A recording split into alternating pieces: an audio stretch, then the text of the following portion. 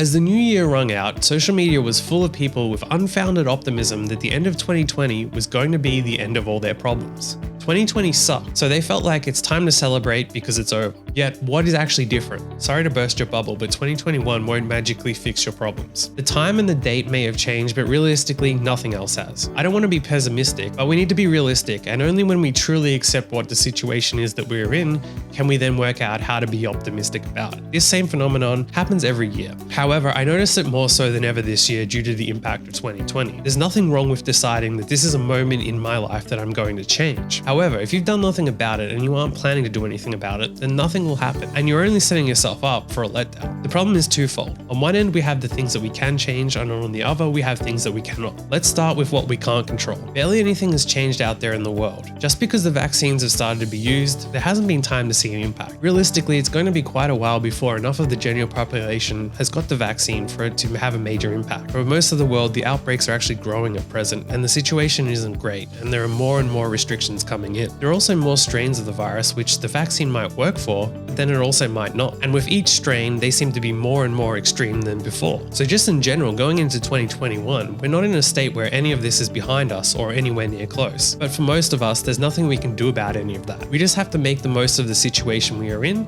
and try to make the most of what comes our way. However, what we do have more control over is how we can personally make 2021 different. Depending on where you live, you might have all different types of limitations on your life right now, or more limitations could be coming in at any stage. Whilst that sucks and it makes it harder to grow, the limitations also give us an opportunity to work on the aspects of our lives that we can. That means, for example, if you can't leave your house, then it gives you time to work on your finances, make calls to switch your providers around to save money, make plans for when things do open back up, learn new skills on YouTube, work on your existing skills, take an online course you've always wanted to. There are so many different things that you can do to grow even if you're stuck at home. Realistically, we live in the greatest time ever to be stuck at home. If you can't travel, you can watch travel videos online and make plans for what you want to do when you actually can travel. You can pick out what you want to see and experience and then make plans so that when things do open back up, that you can actually go and do those things. The key thing is that whatever you want to change in your life, you need to take action to change it. Many of us have more time than ever being stuck at home, so we can spend time on figuring out what we actually want to do with our lives. Create plans for how to do that, then set goals, and then do the research while you can. So take the time while you have it. You can still watch plenty of TV, but prioritize what you can do to change first. If you posted that this year is going to be better or you're glad to see the end of 2020,